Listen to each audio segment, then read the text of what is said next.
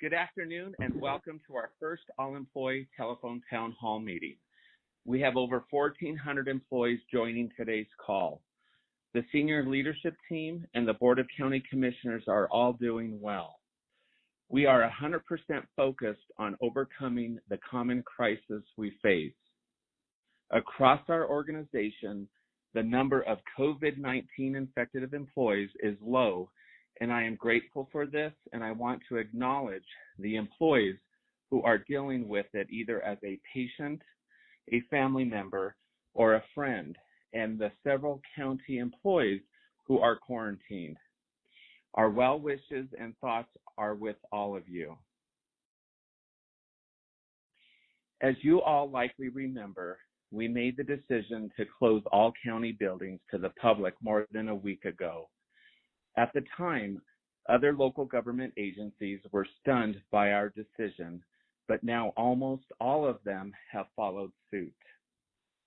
We made the decision to close county buildings to the public in order to protect the health and safety of our most valuable asset, you, and of course, the residents we serve.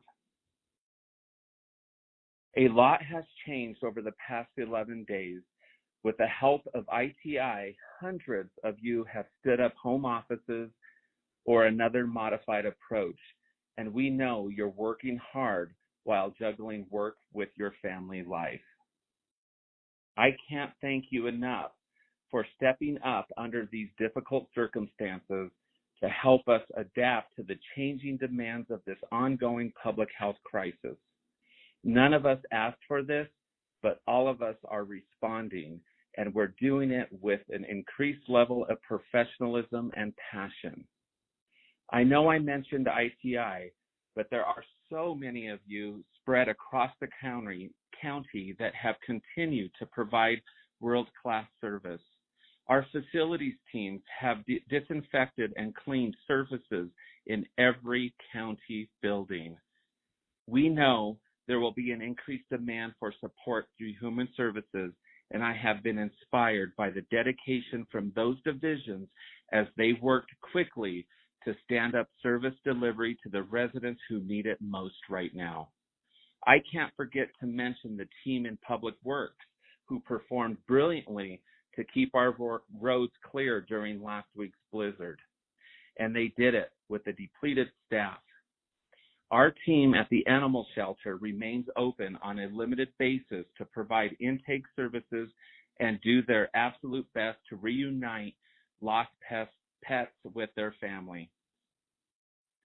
Flights continue to land and depart from Colorado Air and Spaceport, and the daily evaluation of that operation required by the FAA continues with a skeleton crew. And once schools were closed, we saw more families and kids in our open spaces. We want to thank the parks crew for ensuring these areas remain safe and clean, even if people were stealing the toilet paper out of our restrooms. Those are just a few examples of the incredible work we're doing across all departments and elected offices. Our first responders and emergency management team are providing unwavering service, and we couldn't do any of it without the administrative services and support from hundreds of you who are working to make sure we all get paid, that we pay our bills, that we address the hiring process, and that we're communicating with our residents, all of you, our community partners, and all other local government agencies. Nothing about this is easy. These are anxious and uncertain times. Balancing our work with the outside elements introduced by this virus will be an ongoing challenge on a variety of levels. As mentioned earlier, we have been notified that a handful of employees have tested positive for COVID-19. Let's stop there for a moment and think about those folks and the impact this has on them and their families. They are now self-isolating and doing everything they can to avoid passing the virus onto other family members, friends, and our community at large. In the first few days of the crisis, Tri-County Health would advise us on how we should handle contacting coworkers or community members about these presumptive positive employees and who they might have come into contact with. But now that we're seeing community spread on a wider level, the guidance from Tri-County Health Department to all of us is to assume we have all potentially been exposed to someone who has COVID-19. We should continue washing our hands and avoiding unnecessary contact with people outside of our home. If you do begin to develop symptoms, please contact your healthcare provider immediately and follow their instructions.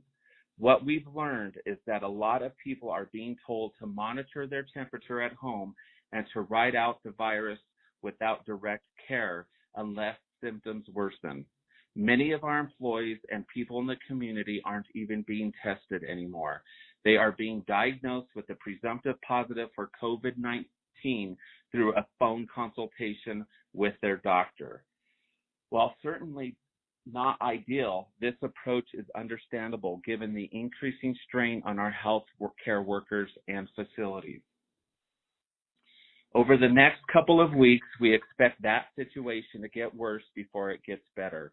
Experts believe we have not reached peak levels, and that has led to an increase in closures.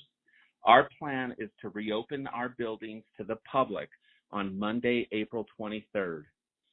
In the interim, we will continue to provide services as you all work from home. For those of you required to work in the field, we have introduced a modified compensation plan, and everyone should find some level of comfort knowing that we will continue to pay all of you and your benefits will remain in place. We know a lot of you have questions and have sent those in ahead of time. We will do our best to answer as many possible later in this call, and we will also compile a list of questions for an FAQ document that we will circulate on Workplace and MyAdams. At this point, I'd like to invite our deputy county managers and our county attorney to provide brief updates on their services. We'll begin with Chris Klein. Chris? Good afternoon, everybody. As Ray mentioned, our ITI department has been in full swing, making sure all of our systems are up and running, whether it's on-site at one of our facilities or remotely from our homes. As always, they've done a remarkable job allowing so many of us the opportunity to keep serving the needs of each other and our community. PNC is available as well to help all of you get through this incredibly unique time. You may reach out to any of our team members for assistance, and we will continue to provide tips and resources to help everyone get through this, which I know we will. Having been with the county for as long as I have, I've learned that there isn't anything that we can't overcome, and the spirit of Adams County's employees or community cannot be broken. Thank you, everyone, for your patience, perseverance, and hard work. Hang in there, and as I said, we will certainly get through this. And I'll turn it back to Ray. Thank you, Chris. At this time, I'd like to invite Alicia for a quick update. Yes, thanks, Ray, and hello to everybody out there. The Community Infrastructure and Development Services team has put into place a number of ways to keep business going, either from home or in the field during this time. As Ray mentioned, Public Works' monumental efforts to clear snow and keep passageways safe is just one of the ways we're doing that. Public Works also continues to care for roads and address hazards as needed at this time. As many of you know, Facilities has been working to keep buildings clean and sanitized, keep mail and package delivery going, and essentially support folks however they've been asked to do so. Budget and Finance are working to ensure everyone receives their paychecks, bills are paid, and business is going on. Parks crews are keeping parks and trails a safe respite to people across the county. We're seeing burgeoning numbers of visitors to our green spaces as one of the safe places to get some fresh air out there during this important time of physical distancing. And finally, Community and Economic Development is providing inspection, permitting, plans review, and other services to the public taking those requests online and via the phone. So much thanks to all of them for continuing to work in this unpredictable time that we're all living through. I just want to thank everyone out there today for coming with your best and your public servant heart to continue to serve both your fellow man in the community and each other during this time. Thanks so much. Ray? Thank you, Alicia. At this time, I'd ask Jim Sidlecki to provide an update. Hey, thanks, Ray. Good afternoon, everyone.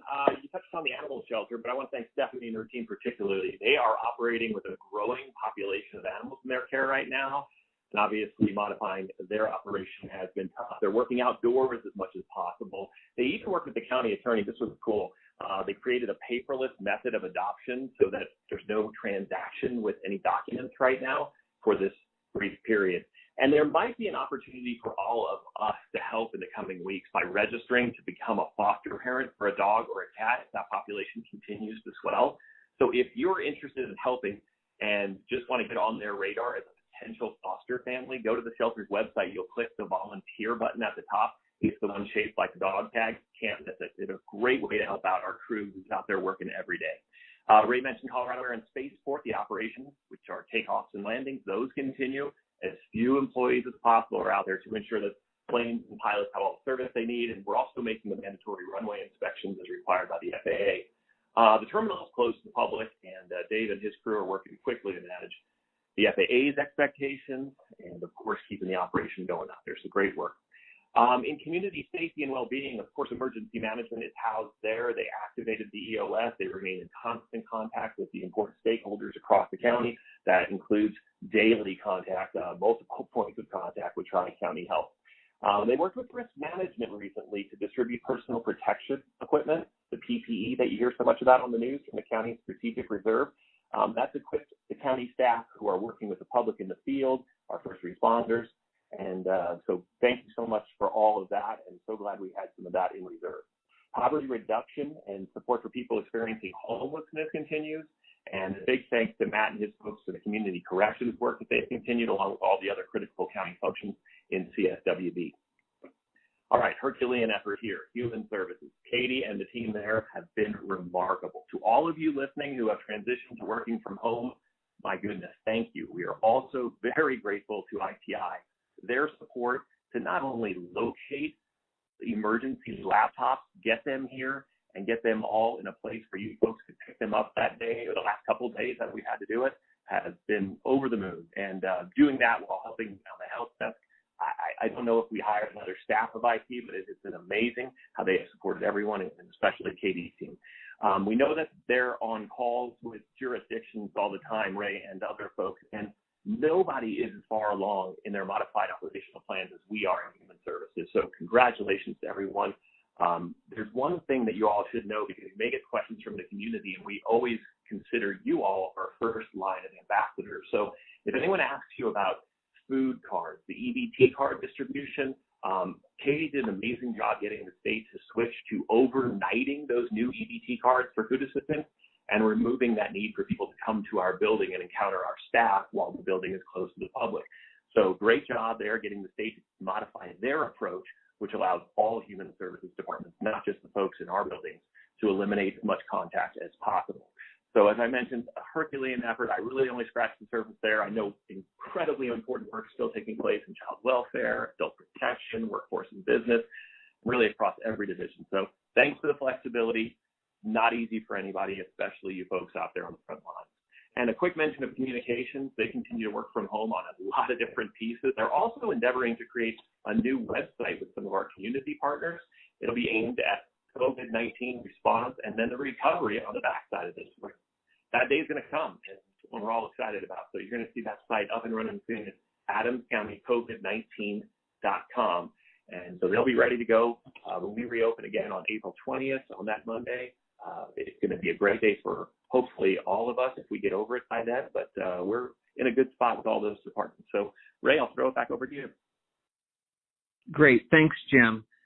Before I ask Heidi Miller to provide an update, I do want to let everyone know that if we were all in person, I would ask that we give Heidi a standing ovation. I asked Heidi to chair our coronavirus planning committee, and she has done a remarkable job in terms of making all of this happen and really keeping us on task. And so I just want to publicly thank Heidi for stepping in that role and helping me manage this public health care crisis. So Heidi, thank you. Well, thank you, Ray. I'm glad I can be of assistance in any way I can. And hello to all of you employees out there this afternoon. I just want to tell you that your entire leadership team, Ray and his deputy county managers and all of your directors and all of your elected officials, everyone has been working so incredibly hard to try and do our best to protect you as our employees while still meeting our service obligations. And so I just want you to know how hard everyone has worked and that really you as the employees are our first thought. Doesn't mean we're always perfect or that we don't screw things up sometimes, but I hope you know how hard we are working for your benefit. So just quickly, the county attorney's office, we continue to act in our support role, helping departments and elected offices navigate the legal issues that might be coming up through this new issue for all of us to deal with. Our risk department really stepped up last week. I want to thank them for getting all of that personal protective equipment distributed to various departments and offices that are forward-facing and deal with the public. They even rolled out safety guidance and did in-person trainings with everyone standing 6 feet apart last week. So really appreciate them stepping up. I also wanted to quickly talk about some of the work that's going on with our elected offices. I've been working closely with all of the elected offices, and they are also working so hard. The clerk and recorder has modified service delivery in so many ways to try and make sure that citizens can still get all of the services that they need without having to come into buildings. Same with the assessor and the treasurer, working hard to continue to provide all of the services that they provide our residents while protecting their employees and keeping the public from coming into our buildings. Of course, our sheriff and our coroner are our forward-facing offices, and they continue to work on the front lines every day. They have not modified their operations. They are not working from home. They are all out there, and our thoughts and prayers are with them, and we thank them for all that they do.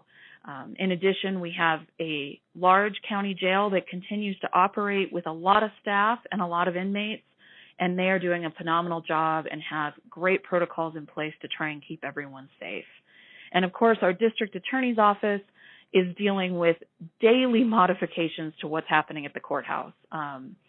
The routine at the courthouse and the rules around which cases are going forward and which ones aren't are changing every day, and the court personnel in the district attorney's office, and of course my office as well, continue to modify their operations to meet those needs. So just a quick update on what all of those departments are doing. Again, it's just amazing work. It is so impressive to see what is happening in all of our departments and offices, and it is just very heartwarming to see the hard work and the dedication. So I will pass it back to you, Ray. Thank you, Heidi. As Heidi mentioned, we are really leading the way in terms of some of the things that we're doing to address this healthcare crisis. And it's really such an honor that to have several other counties and local government officials contact us to ask us what we are doing and if they could and if we could share our documents with them. And so it's such an honor to be able to do that for the rest of the state who may not have the same resources we do. We are going to now transition into questions, and I believe I will have Jim kind of moderate this portion and kind of walk us through all the questions that were submitted during the course of today. So Jim, it's all yours. Okay, thanks, Ray. So before we get started with some of your questions, we tried to group some of them that were consistent, following a consistent theme. And what we're going to try and also do is put answers in writing to these for folks who, want to see some of the answers later on, and we'll put an FAQ document up later. So Questions about time entry were hopefully answered earlier today with the email that was sent around. If that is not the case, please get with your manager, supervisor, or director and make sure that you have that squared away independently. But we try to answer as many payroll-related questions as we could with the email that was sent out earlier today. So from the questions that we have, and thank you all for sending them in advance. Apologies for the snafu on the email address. That was all me. I promise that was all me. Ray, the first one is for you, and it says, are we still going to be receiving our pay increases? I'm sure that's referring to the merit-based pay increases we are scheduled to receive. And is there the possibility of any job loss for any of us at this time? Thank you, Jim. The answer is yes, everyone will still receive their merit increase, and I believe, correct me if I'm wrong, Alicia, or Chris, that'll be effective on April as planned on their April monthly pay check. Is that correct, Alicia? That is correct. That is correct. Great. And to answer the second question, I do not anticipate any job loss. We are very fortunate in Adams County to be fiscally sound, and we will get through this. And our first priority is to make sure that all of you are safe and that we continue providing the services that are needed to our residents during this time. So job loss is not something that we should be worried about. Great, thanks, Ray. There were actually a couple of questions along that line, so hopefully that answered all of those questions as they relate to the potential for job loss, which is obviously top of mind for so many of you given the news that we see about unemployment numbers. So good news. Thank you, Ray, for delivering that. Okay, Heidi, we have a question for you. It's 3 parts, so I'll try and read it slowly for you. It says, what are you doing for those that work in the education setting once the April 19th, 20th date comes around? Do you have a plan for those employees? They say they understand school districts will go virtual learning for the rest of the year in some cases to keep everyone safe. What are we going to do with Head Start staff to stay safe, especially at those centers? Great, thanks, Jim. Head Start, because they are embedded in the school system, we really follow what the school districts are doing and listen carefully to advice from our Tri-County Health Department. So I think at this point, with the schools closed, we have no intention of opening Head Start centers. And when schools do reopen, we'll be following very closely the recommendations of our health departments and trying to ensure that we have every protocol in place to keep our employees safe. And Jim, did you also want me to address those with students at home? It's not built into that, but you certainly can. By all means, that's the question I'm sure is top of mind for a lot of folks. So another question that we've received quite a few of is, what happens if the schools stay closed longer than we're planning to stay closed? And what about those employees that need to stay home with school-age children? And I think we just want to convey the message that we will continue to work with employees that are in that situation. Most of your leadership team has children, and we all understand the needs there, and we will do our best to continue to work with you, just like we ask that you continue to work with us to find ways to work as much as possible in these trying times. Thank you, Heidi. All right, Alicia, you're up. We're going to talk about facilities. And since Mike is in your house, let's begin with the first question that asks about desks and offices being cleaned daily. Are they being cleaned daily? What is the cleaning protocol for our buildings so that when we go back on April 20th, we know we're going into as safe of an environment as possible? Right. I can tell you that we have a robust protocol for cleaning and sanitizing of our buildings, particularly as folks are accessing them. That may not necessarily mean daily unless we've had some controlled access into the area. But as Ray mentioned earlier, all of the building spaces have been cleaned and sanitized by our EVS staff. And I just want to again thank them for their effort in helping us all to stay healthy. But certainly as we get closer to the time when we may return to working in our buildings, we'll also have a protocol for sanitizing those areas and allowing for some dwell time so that we can ensure we have the safest environment possible for us all to return to. All right, Alicia, we're going to stay there because there's another question, and this is a common one, so we've grouped it together. Will staff members at any point be allowed into any buildings to gather items from their desks, cubicles, offices, whether that's plants that they're concerned about, or one of the folks said that they just bought a bunch of vitamins that are in the desk drawer that they were planning to take home that day, but in a rush didn't grab them. What does that look like? So in a method to ensure that we keep our buildings safe for everyone, we are doing some measured and controlled access on various days that is being coordinated with facilities through department directors. So anyone who's in need of accessing their workspace, whether that's for files or any other personal items they might have at their desk, they should coordinate that with their supervisor who can work on through their department to get that taken care of. We're really being safe about this and controlling access so that we can monitor where folks go so we can ensure that we're cleaning and sanitizing in those areas after that's done. It's just the best way of keeping it healthy for everybody. Great. And I know that I was over at the GC picking up some stuff, and Raymond Saltivan, who does a ton, obviously, in IT, was watering plants as well, walking around. So, you know, if you want to grab your plant, but I don't think you have to go back just for that. A lot of folks from facilities are doing what they can to make sure that our plants are getting water through this time period. Raymond probably spent 20 minutes in Crystal Hoffner's office alone just watering all those plants. So thanks to him for that.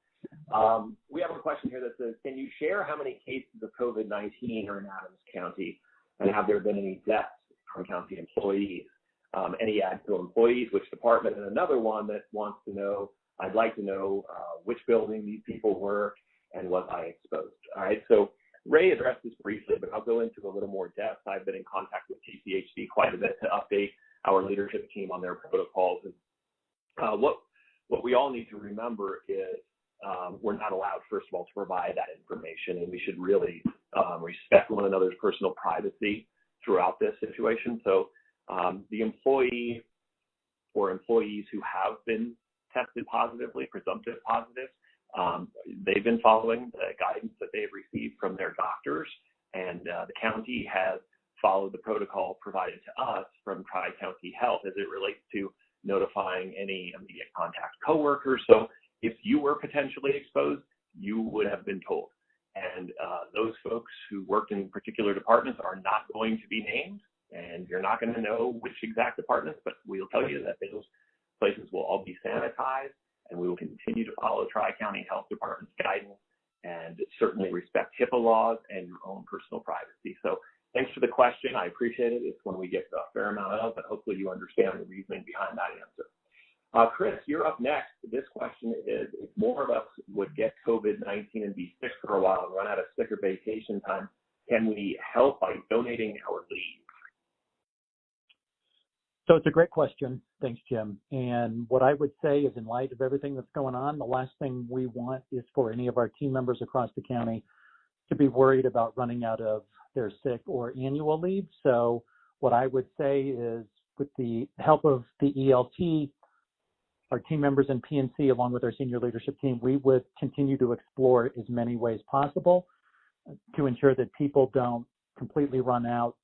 So yeah, that's what I would say. We're going to be as creative as we can to get through this unique situation. All right. Thanks, Chris.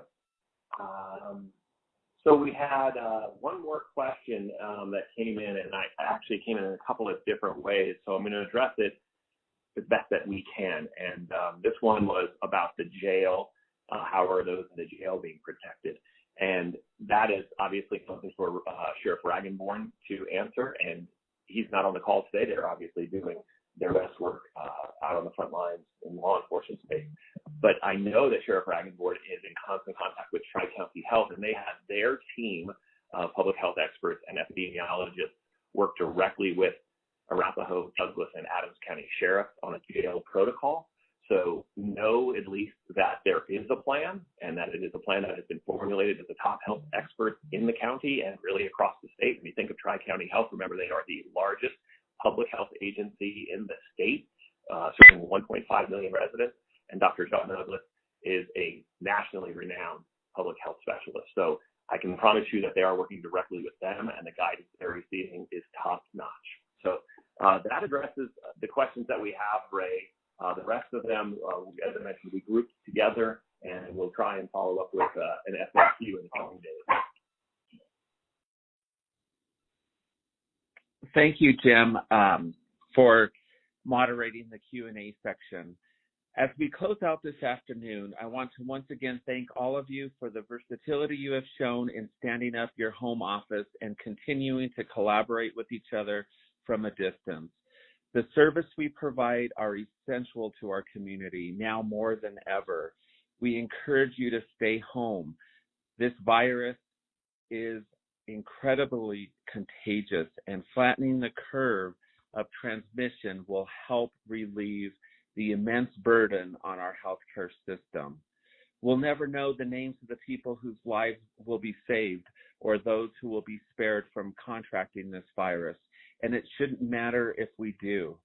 Staying home and continuing our work during this time is the best thing we can do for our community, and I know you will continue to provide the best level of service possible in these trying times. Let's keep the employees and community members who are fighting this virus, along with our first responders and healthcare professionals, in our thoughts and our prayers over the next few weeks. We will get through this together. We are Adams.